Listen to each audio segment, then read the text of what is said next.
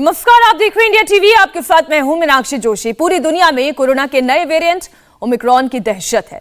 Africa से लेकर Europe और अमेरिका से लेकर ऑस्ट्रेलिया तक 35 से ज्यादा देशों में कोरोना का सबसे खतरनाक वेरिएंट फैल चुका है। एक दिन पहले तक भारत में इस बात का सुकून था कि यहां ओमिक्रॉन की एंट्री नहीं हुई थी, लेकिन कर्नाटक में 2 कंफर्म केसेस मिलने के बाद भारत भी अलर्ट पर है।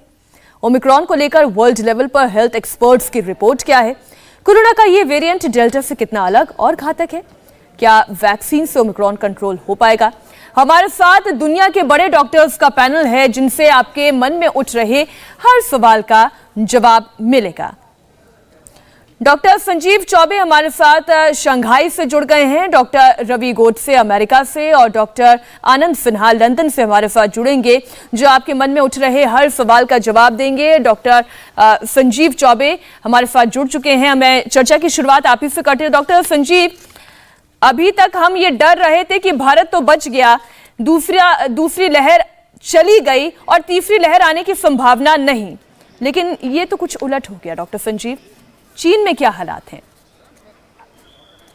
चीन में तो अभी तक लॉकडाउन है, इसलिए यहाँ पे केसेस हैं, लेकिन वो डेल्टा वाले ही केसेस हैं। अभी तक ओमिक्रॉन तो रिपोर्ट नहीं किया गया है, लेकिन जो भी केसेस यहाँ पे आए हैं वो जो ट्रैवलर्स हैं, चाहे वो विंटर ओलंपिक्स के लिए आ रहे हों या फिर क्या बोलते हैं चाइनीज जो अपने दूसरे कंट्री में फंसे थे वो वहां से ट्रैवल करके वापस आ रहे हैं, उनमें केसेस पाए जा रहे हैं। और यहाँ पे तो जीरो टॉलरेंस पॉलिसी पे इन लोग काम कर रहे हैं। तुरंत ही क्वारंटीन 14 डेज का तो मस्ट है, hotel quarantine and 7 days home quarantine, total 21 days quarantine एकदम मस्ट है किसी भी ट्रैवलर के लिए। उसके बाद ही वो बाहर जो है after testing he can go for any outing, means he is allowed to work. अच्छा डॉक्टर संजीव, चीन में ये लॉकडाउन कौन से लेवल का है?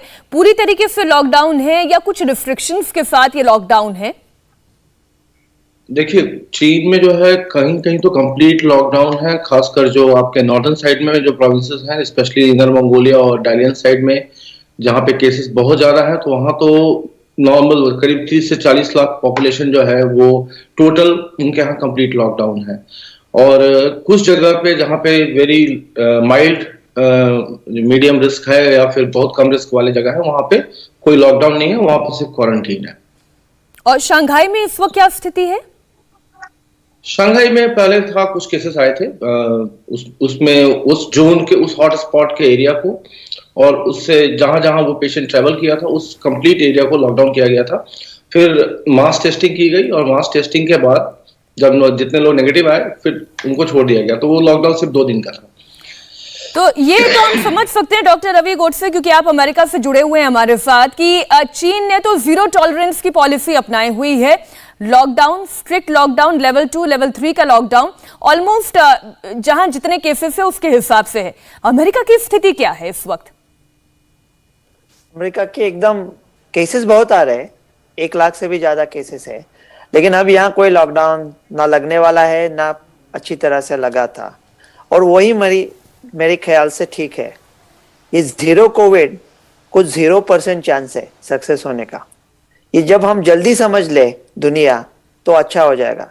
अभी ऑस्ट्रेलिया, सिंगापुर, न्यूजीलैंड में भी नेचुरल इन्फेक्शन में काफी तादाद में केसेस आएंगे, हम उसे बच नहीं सकते। कोविड काका से आपसी मुलाकात, कोविड चाचा से आपकी मुलाकात तय है। आपके पास 2 रास्ते हैं। एक रास्ते पे आपको इज्जत, शोहरत, दौलत और माँ मिलेगी, और वो रास्ता है टीके का रास्ता, और दूसरा रास्ता है डिसीज का रास्ता। तो आपको टीका लेना ही है। टीका लेने के बाद भी आपको कोविड हो सकता है, लेकिन वो मामूली तरह का होता है, सीरियस डिसीज से आपका प्रोटेक्शन होता है। अमेरिका अभी कोई ये करने वाला नहीं। मैं तो कहता हूँ, मैं तो टेस्टिंग, ट्रेसिंग, आइसोलेशन भी बिलीव नहीं करता। मानो ये कोविड का सब है, एक कीचड़ का दरिया है, हमको इसे पार कर जाना है, और एक छींटा उड़ गया तो हम कहाँ ट्रेस करेंगे, कहाँ आइसोलेट करेंगे? जब दुनिया सीख जाएगी, इसे ऐसा नहीं बच सकते। भारत विश्व का सबसे महफूज देश है। जर्मनी में काफी वैक्सीन है, जर्मनी में काफी वैक्सीन है, यूएस में काफी केसेस है, या साउथ अफ्रीका में काफी केसेस है। भारत विश्व का ऐसा एकमात्र देश है जहां केसेस भी काफी है, अनगिनत है, और टीके भी 100 करोड़ से भी ज्यादा लगे हैं। तो भारत अभी सबसे ज्यादा महफूज है। डॉक्टर रवि, अगर आपकी बात इस वक्त इकोनॉमिस्ट व्यापारी इस बैठ के सुन रहे होंगे तो तुरंत जितने भी शेयर बाजार है वो ऊंचाइयां छूने लगेंगे, लेकिन आप भी जानते हैं कि हकीकत क्या है, एक डर और एक दहशत का माहौल है। जी डॉक्टर। देखो, अगर आप व्यापार की बात करते हो तो अमेरिका दुनिया का सबसे ज्यादा पूंजीवादी देश है, तो हमारा मार्केट कभी भी गलत नहीं होता। तो जब ये ओमिक्रॉन की न्यूज आई थी तो स्टैंडर्ड एंड पुअर 2.4% से गिर गया, आइबेरिया का स्टॉक 14% से गिर गया, ब्रिटिश एयरवेज 14% से, डेल्टा यूनाइटेड एयरवेज 7% से, मॉडर्ना का स्टॉक 23% से ऊपर गया, फाइजर बियोनटेक का 15.8। टीके अभी भी चलेंगे, वो आपको सीरियस डिसीज से बचाएंगे। हमारा मार्केट भी यही कहता है, भारत में तीसरी लहर नहीं आएगी ओमिक्रॉन की वजह से, ओमिक्रॉन की वजह से। ये आप कह रहे हैं डॉक्टर रवि, लेकिन जो भारत के डॉक्टर्स हैं जो यहाँ पर देख रहे हैं स्थिति, वो इससे पूरी तरीके से इनकार नहीं कर पा रहे हैं। बहरहाल लंदन से हमारे साथ डॉक्टर आनंद सिन्हा भी जुड़ गए हैं। स्वागत है डॉक्टर आनंद आपका भी। इस वक्त यूके की क्या स्थिति है?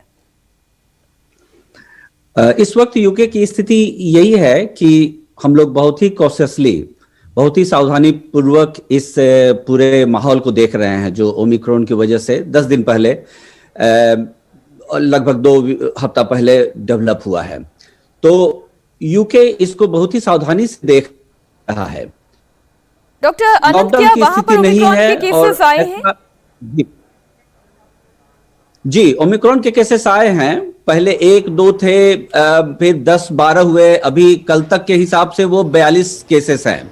लेकिन केसेस और भी ज्यादा यहाँ होंगे, क्योंकि अमूमन क्या होता है कि जो पीसीआर टेस्ट होते हैं, पॉजिटिव होते हैं ना, उसके 20% केसेस ही हम लोग पूरे इसके जेनोम, जो पूरी जेनोमिक एनालिसिस होती है 20% की होती है, और उसके थ्रू ही ये ओमिक्रॉन को हम लोग पकड़ते हैं। यहाँ पे साउथ अफ्रीका और यूके, ये 2 जगह पे ये जेनोमिक एनालिसिस काफी डेवलप्ड है। तो केसेस अभी तक 42 मेरे हिसाब से आए हैं, पर केसेस और भी आगे बढ़ेंगे। क्या ये पूरे विश्व के लिए एक बड़ा खतरा होने वाला है संजीव चौबे, पूरे विश्व के लिए, भारत के लिए? देखिए, हमारे पास ऑलरेडी सेकेंड वेव होके जा चुका, फिर ऑलरेडी यूरोपियन कंट्री में सेकेंड वेव के बाद ये थर्ड, अभी भी 40,000 नए केसेस, ऑलरेडी 2 वैक्सीनेशन लग रहे हैं, नहीं लग रहे हैं, वो एक अलग बात है। बट हमें डॉक्टर गोडसे ने भी बोला ना कि जैसे हमें 2 चीज से इसका मिल सकता है, या तो फिर हम वैक्सीन लगवा लें या फिर हम इन्फेक्ट हो जाए।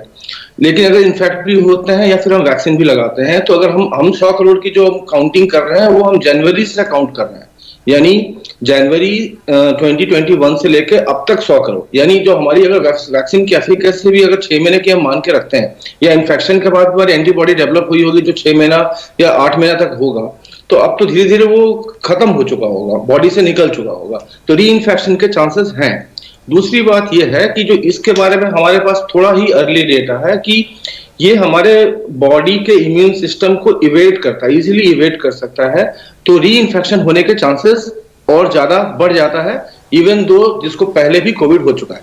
तो डरने वाली तो बात है ही हमारे पास कि इसको जो है जितना प्रिकॉशन से किया जाए, क्योंकि अब अगर हम सिर्फ फ्लाइट्स की बात करें तो अभी तक सिर्फ 2 केस डिटेक्ट हुए हैं, लेकिन हमको लगता है कि पिछले 1 हफ्ते के बीच में कम से कम नहीं तो बाहर से जो ट्रैवलर है वो 30-40 हजार तो आए होंगे।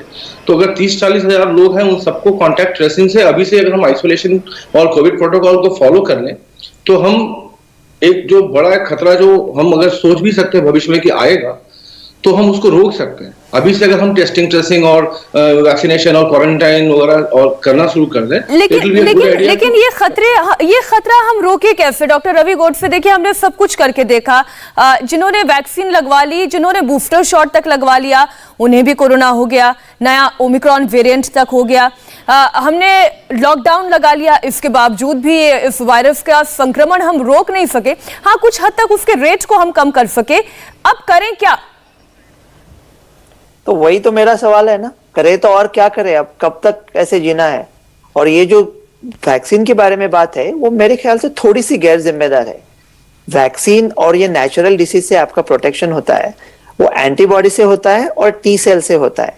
2003 साल में सार्स 1 का उद्रेक हुआ था, तब को जो पेशेंट बरामद हुए थे 17 साल बाद जब हमने टी सेल की जांच की, वो पूरी तरह से सक्षम थे। तो जो वैक्सीन का प्रोटेक्शन होता है वो दो किस्म का होता है। जो सीरियस डिसीज के अगेंस्ट होता है वो काफी देर तक रुकता है, और जो मामूली डिसीज के खिलाफ होता है वो शायद 6 महीने के बाद थोड़ा कम होता है। लेकिन एंटीबॉडी लेवल से हम उसे मेजर नहीं कर सकते। इस चीज की जांच सिर्फ रियल लाइफ में हो सकती है, क्योंकि अगर एंटीबॉडी लेवल है तो लेवल कम हो गया इसका मतलब एंटीबॉडी नहीं है, ऐसा नहीं है। जैसा अमेजॉन प्राइम पे बुक का ऑर्डर आने के बाद अमेजॉन प्रिंट करता है, वैसा बॉडी बोन मैरो से प्रिंट करता है। अगर हम ज्यादा ऐसी बात की कि वैक्सीन का प्रभाव 6 महीने से कम होता है, तो भारत में 13 करोड़ लोगों का दूसरा डोज बाकी है, वो दूसरे डोज के लिए आएंगे नहीं। तो ऐसी बात नहीं करेंगे। वैक्सीन अभी भी चलते हैं, लॉन्ग टर्म के लिए चलेंगे। बूस्टर हेल्थ केयर वर्कर्स को दे दो जिन्होंने कोविशील्ड 4 हफ्ते के फासले से दी थी। अभी जर्मनी में केसेस आ रहे हैं क्योंकि 30% पॉपुलेशन है वो अनवैक्सीनेटेड है। जर्मनी की जो यूएस में भी सेम है, यूएस में अभी जो केसेस है जर्मनी में है वो ओमिक्रॉन की वजह से नहीं है, वो अनवैक्सीनेटेड लोगों की वजह से है। This is the pandemic of the unvaccinated. पिछले 3 महीने में यूएस में पेंडेमिक ऑफ द अनवैक्सीनेटेड, बहुत इंपॉर्टेंट आपने बात कही। डॉक्टर अनंत, ये बात मैं पूछना नहीं चाहती हूँ, लेकिन क्या करें, कड़वे सवाल पूछने पड़ते हैं। और मुझे बहुत दुख होता है कहते हुए कि जो दूसरी लहर के दौरान हमने मोर्टालिटी रेट देखी थी वो बहुत सीवियर थी, या आफ्टर कोविड इफेक्ट्स भी जो हमने देखे बहुत ही ज्यादा सीवियर थे। Black fungus, white fungus, yellow fungus, क्या क्या हमने नहीं देखा। एक डर मन में बैठ गया है कि क्या ये एक बड़ी तीसरी लहर लेकर भारत में आने वाली है, और क्या मोर्टालिटी रेट उतनी ही सीवियर होगी? देखें, ये कहना किसी के लिए भी बहुत मुश्किल होगा कि भविष्य में क्या होगा। हमारे पास क्रिस्टल बॉल तो है नहीं कि हम भविष्य को देखें, काश ऐसा होता। लेकिन अभी जो भी स्थितियां अभी बनी हैं, और स्पेशली 1 साल के अंदर जो वैक्सीन की स्थिति बनी है स्पेशली, उसके वजह से यह बात तो निश्चित रूप से तय हो चुकी है कि वैक्सीन का बहुत अच्छा प्रभाव रहा है, काफी इफेक्टिव प्रभाव रहा है। एक तो इन्फेक्शन कम करने के लिए इसका प्रभाव है, और दूसरी मोर्टालिटी इससे कम हुई है। मैं आपको यहां का डेटा दे सकता हूं यूके का, जिसकी वजह से लोग अभी उतने भय में नहीं हैं जितना कि दूसरी और पहली और दूसरी लॉकडाउन की वजह से थे यहां पे। तो ऐसी स्थिति में जो वैक्सीन हो रहा, और वैक्सीन भी ऐसा है कि एक प्रक्रिया है, ये एक सतत प्रक्रिया है, क्योंकि अभी जितने भी फार्मास्यूटिकल इंडस्ट्रीज है जो वैक्सीन के निर्माता हैं, उन लोगों ने कार्य शुरू कर दिया है इस नए ओमिक्रॉन के पूरे जेनोमिक स्टडीज को वो देख रहे हैं, और 100 दिन के अंदर का में वादा है कि इसकी एक इफेक्टिव वैक्सीन आ जाएगी। मगर जैसा डॉक्टर गोडसे ने कहा, मैं इनसे सहमत हूं कि ये जो वैक्सीन की बात करते हैं, एंटीबॉडीज की बात करते हैं, वो एक शॉर्ट टर्म मेजर्स है। लॉन्ग टर्म मेजर्स में हमारा टी सेल्स होता है जो बॉडी प्रोड्यूस करता है अगेंस्ट इन्फेक्शन। ये मेमोरी सेल्स है, ये पहचानता है कि ये हमारा दुश्मन वायरस है और इसको वो खत्म करेगा। ये टी सेल्स बहुत ही इंपॉर्टेंट टी सेल्स है, और इसकी वजह से ये जो है, इस पे हम लोग बहुत हद तक काबू पा सकते हैं। सो मैं ये कह सकता हूं आपको कि देखिए, मेरे लिए थोड़ा सा समझना मुश्किल हो जाएगा, और मैं ये मानकर चलती हूं कि मेरे जैसे जो और भी दर्शक अभी आपकी ये बात सुन रहे होंगे, थोड़ा सा उनके लिए भी चैलेंजिंग होगा। ये टी सेल वाली बात थोड़ा डॉक्टर संजीव चौबे हमें समझाएं। ये टी सेल क्या है, और क्या ये वैक्सीन से डेवलप हो सकते हैं शरीर में एंटीबॉडी, या खुद इन्फेक्ट होकर जो डेवलप होती है शरीर में, इम्यून सिस्टम हमारा तैयार होता है, उससे ये डेवलप होता है? इसको थोड़ा सा आसान शब्दों में समझाएं।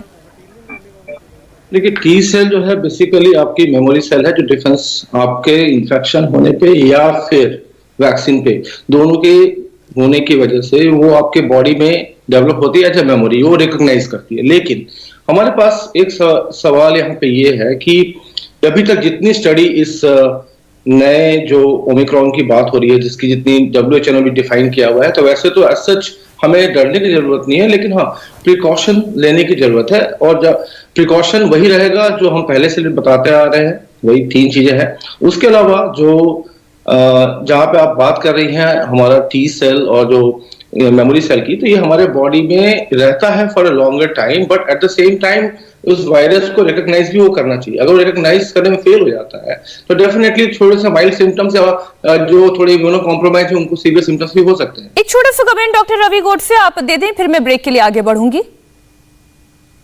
सीधी तरह से बताता हूं, कोविड आपके घर में घुसने वाला चोर है, बी सेल एंटीबॉडी पुलिस है, टी सेल कमांडो है, प्लेन क्लोज, जो किसी को दिखाई नहीं देते।